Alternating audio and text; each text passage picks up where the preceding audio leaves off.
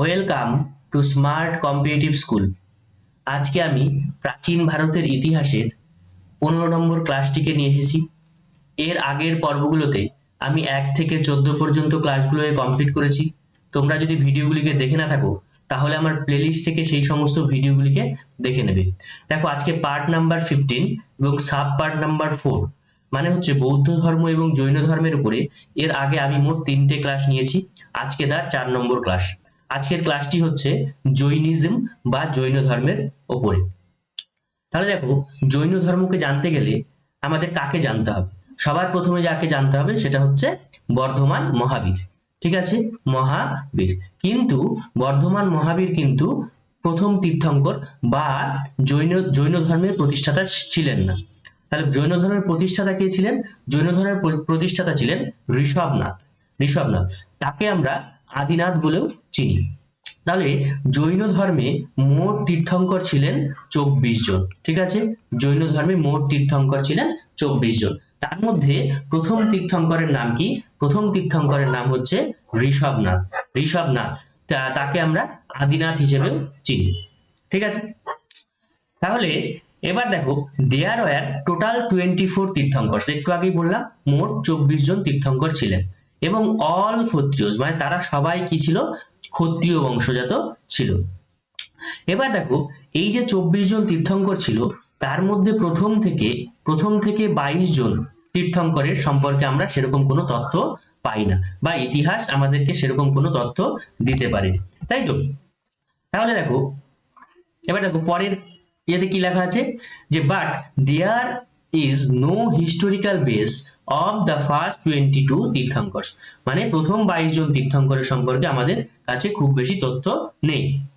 এবার জানতে হবে যে এমব্লেম মানে হচ্ছে প্রতীক। এমব্লেম অফ ঋষভনাথ, মানে প্রথম যে তীর্থঙ্কর ছিলেন তার প্রতীক কি ছিল? তার প্রতীক ছিল বুল বা ষাঁড়। ঠিক আছে, এবার দেখো, তাহলে এমব্লেম অফ পার্শ্বনাথ। এবার দেখো, পার্শ্বনাথের এমব্লেম কেন বলছি? আমাদের যে তীর্থঙ্কর ছিল সেই তীর্থঙ্করের মধ্যে 1 থেকে 22 পর্যন্ত তো কোনো আমরা তথ্য পাইনি সেরকম, কিন্তু তাও প্রথম যে তীর্থঙ্কর ছিল তাদের সম্পর্কে আমাদের কিছু জানতে হবে। 23তম তীর্থঙ্কর সম্পর্কে কিছু জানতে হবে, আর 24তম মানে হচ্ছে মহাবীরের সম্পর্কে সব থেকে বেশি জানতে হবে। তাহলে এমব্লেম অফ পার্শ্বনাথ, কি? পার্শ্বনাথের প্রতীক ছিল হচ্ছে স্নেক বা সাপ। বোঝা গেল? এরপর এমব্লেম অফ বর্ধমান মহাবীর। বর্ধমান মহাবীরের প্রতীক কি ছিল? বর্ধমান মহাবীরের প্রতীক ছিল লায়ন বা সিংহ। তাহলে এই যে প্রতীকগুলো, এই প্রতীকগুলো কিন্তু তোমাদেরকে মনে রাখতে হবে। বোঝা গেছে? এরপরে আমরা কাদের সম্পর্কে জানবো? বর্ধমান মহাবীরের সম্পর্কে একটু ডিটেলসে জানবো। তিনি কততম তীর্থঙ্কর ছিলেন? বর্ধমান মহাবীর 24তম বা শেষ তীর্থঙ্কর ছিলেন, এবং তার ধর্মই কিন্তু, তার প্রচারিত বাণী কিন্তু পরবর্তীতে কি হচ্ছে? ট্রান্সফার হচ্ছে বিভিন্ন জনমাধ্যমে। বোঝা গেল তো? এবার দেখো, তাহলে বর্ধমান মহাবীরের জন্ম, বার্থ কোথায় হয়েছিল? কুণ্ডগ্রাম, মুজাফফরপুর, যেটা বিহারের কাছে অবস্থিত। কত খ্রিস্টপূর্বাব্দে? 540 খ্রিস্টপূর্বাব্দে। কোনো কোনো ক্ষেত্রে 599 খ্রিস্টপূর্বাব্দেও উল্লেখ করা হয়। বোঝা গেল? এবার এর সাথে সাথে তোমরা গৌতম বুদ্ধকে কিন্তু রিলেট করবে। গৌতম বুদ্ধের বার্থ বা জন্ম কোথায় হয়েছিল? 563 খ্রিস্টপূর্বাব্দে লুম্বিনীতে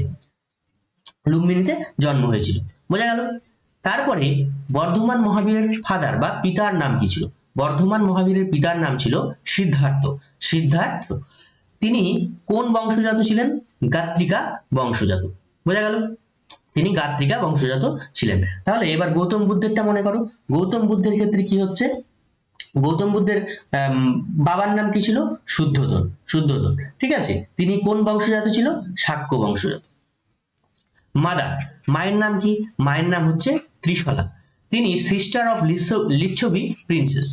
তিনি লিচ্ছবি প্রিন্স বা লিচ্ছবির যে শাসনকর্তা তার বোন ছিলেন। ঠিক আছে, ওয়াইফ অ্যান্ড ডটার। তার স্ত্রীর নাম কি ছিল? তার স্ত্রীর নাম ছিল যশোদা। ঠিক আছে, অ্যান্ড ডটার মানে হচ্ছে তার কন্যার নাম কি? তার কন্যার নাম হচ্ছে প্রিয়দর্শনা। তাহলে সাথে সাথে কিন্তু গৌতম বুদ্ধেরটা রিলেট করবে। আমি আগের ক্লাসে নিয়েছি, ঠিক আছে, আগের ক্লাসে নিয়েছি, তোমরা অবশ্যই সেই খাতাটাকে বের করে রিলেট করার চেষ্টা করবে। তাহলে গৌতম বুদ্ধের ক্ষেত্রে গৌতম বুদ্ধের কিন্তু কন্যা ছিল না, তার ছিল পুত্র। তার পুত্রের নাম কি ছিল? রাহুল। ডেথ দেখো, মৃত্যু, মৃত্যু কবে হয়েছিল?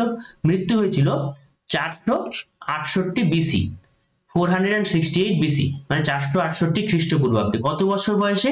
72 বছর বয়সে। কোথায় মৃত্যু হলো? পাভাপুরীতে। দেখো, ইনার জন্ম এবং মৃত্যু দুটোই কিন্তু বিহারে, বোঝা গেল? কিন্তু গৌতম বুদ্ধের ক্ষেত্রে কিন্তু ডিফারেন্ট ছিল। তাহলে এই পর্যন্ত আমরা বেসিক ইনফরমেশন জানলাম কার সম্পর্কে? বর্ধমান মহাবীর সম্পর্কে। বোঝা গেছে? After death of his parents, he left home at the age of 30, and after 13 years of accession,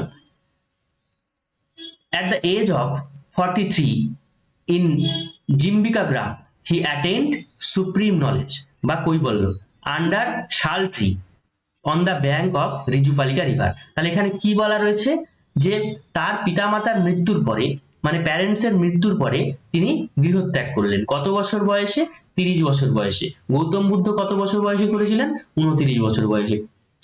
13 বছর তপস্যা করার পরে, 13 বছর তপস্যা করা মানে হচ্ছে 30 প্লাস 13 মানে 43 বছর। 43 বছর বয়সে তিনি কি করলেন? নির্বাণ লাভ করলেন। নির্বাণ লাভ তো এখানে আমরা নির্বাণ লাভ বলছি না, এখানে কি বলছি? কৈবল্য লাভ করলেন, ঠিক আছে? কত বছর বয়সে? 43 বছর বয়সে। গৌতম বুদ্ধের ক্ষেত্রে কত ছিল? 29 বছরে গৃহত্যাগ করলেন, 6 বছর তপস্যা করলেন, 35 বছর বয়সে কি করলেন? নির্বাণ লাভ করলেন। এক্ষেত্রে মহাবীরের ক্ষেত্রে কি হলো? 43 বছর বয়সে তিনি নির্বাণ লাভ করলেন, ঠিক আছে? কোথায়? আন্ডার শাল ট্রি। কোন গাছের নিচে? শাল গাছের নিচে। গৌতম বুদ্ধের ছিল কোন গাছের নিচে? পিপল বা অশ্বত্থ গাছের নিচে। On the bank of Rijupalika river, ঠিক আছে? রিজুপালিকা রিভার মানে রিজুপালিকা নদীর তীরে তিনি এই বোধি লাভ করলেন। বোধি লাভ নয়, বোধি লাভ তো গৌতম বুদ্ধের ক্ষেত্রে, কৈবল্য লাভ করলেন, তিনি কৈবল্য লাভ করলেন। কোথায়? জিম্বিকা গ্রামে। বোঝা গেল? তাহলে এই পর্যন্ত ক্লিয়ার হলো। এরপরে দেখো, he delivered his first sermon at বিপুলাচল পর্বত। বিপুলাচল পর্বতে তিনি তার প্রথম উপদেশ প্রদান করলেন। গৌতম বুদ্ধ প্রথম উপদেশ কোথায় প্রদান করেন সেটা তোমরা কমেন্ট বক্সে কমেন্ট করে জানাবে। পরবর্তীতে দেখো, তার মানে তিনি তার প্রথম যে উপদেশ সেটা কোথায় প্রদান করলেন? বিপুলাচল পর্বতে। From now on he was called Jain or জিতেন্দ্রীয়। মানে এই যে তিনি কৈবল্য লাভ করলেন, কৈবল্য লাভ করলেন, এর পরেই তিনি জনসমক্ষে জৈন বা জিতেন্দ্রীয় হিসেবে আখ্যায়িত হলেন। জিতেন্দ্রীয় মানে কি? যিনি ইন্দ্রের উপর জয়লাভ করেছেন। জিতেন্দ্রীয় মানে হচ্ছে যিনি ইন্দ্রিয়ের উপরে জয়লাভ করেছেন।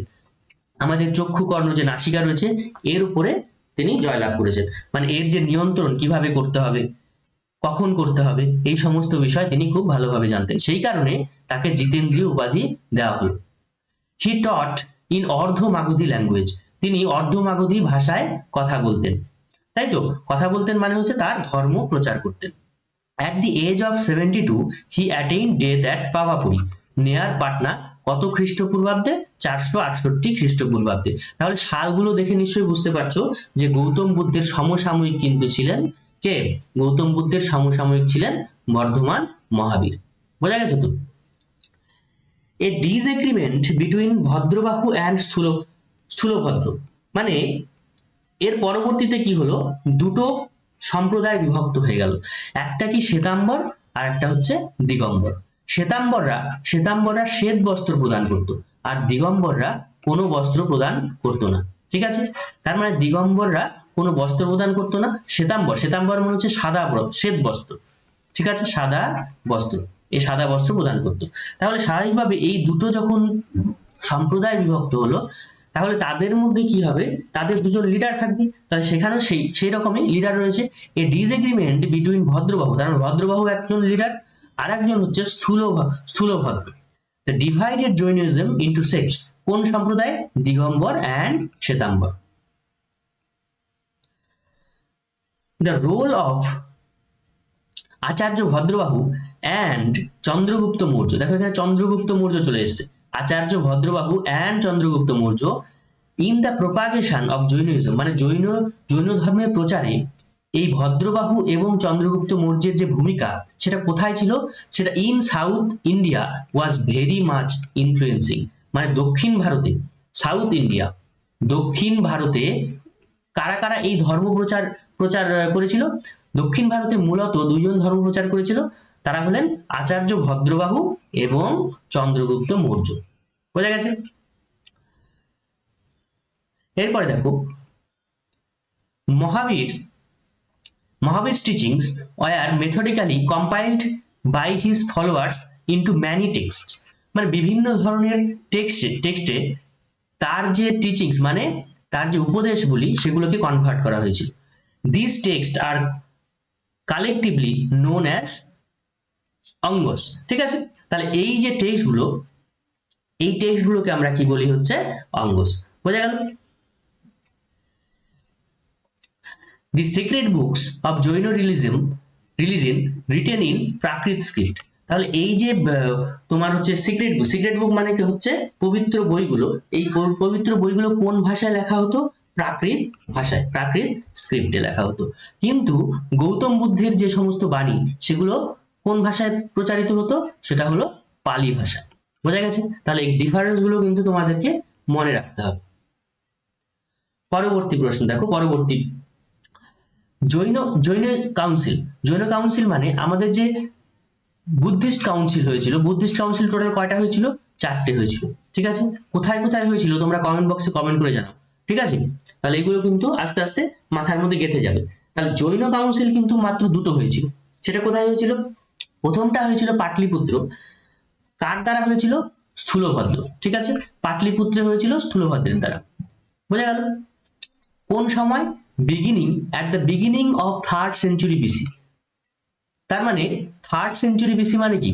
তৃতীয় শতক, মানে খ্রিস্টপূর্ব 3য় শতকের প্রথম দিকে হয়েছিল। তাহলে কোথায় হলো? ফার্স্ট কাউন্সিল হলো পাটলিপুত্রে। কার দ্বারা? স্থূলভদ্রের দ্বারা। এবার দেখো দ্বিতীয় কাউন্সিল কোথায় হয়েছে? দ্বিতীয় কাউন্সিল হয়েছে বল্লভীতে, যেটা হলো গুজরাটে অবস্থিত। কত সালে হলো? ইন 5th century C, মানে 5ম শতাব্দীতে। বোঝা গেল? তাহলে দুটো কাউন্সিল কোথায় হলো সেটা আমরা জানলাম। এবার দেখো 3 রত্ন অফ জৈনিজম ওয়ার, মানে জৈন ধর্মের যে 3টে রত্ন ছিল সেই 3টে রত্ন কি কি? Right faith, right knowledge and right conduct. Right faith মানে হচ্ছে সৎ বিশ্বাস, রাইট নলেজ মানে হচ্ছে সৎ জ্ঞান, আর রাইট কন্ডাক্ট মানে হচ্ছে সৎ আচরণ। বোঝা গেল? তাহলে জৈনিজমের মধ্যে তাহলে এই 3টে রত্ন কিন্তু আমরা পেলাম। ঠিক আছে, তাহলে আজকের ক্লাসটি এইটুকুই।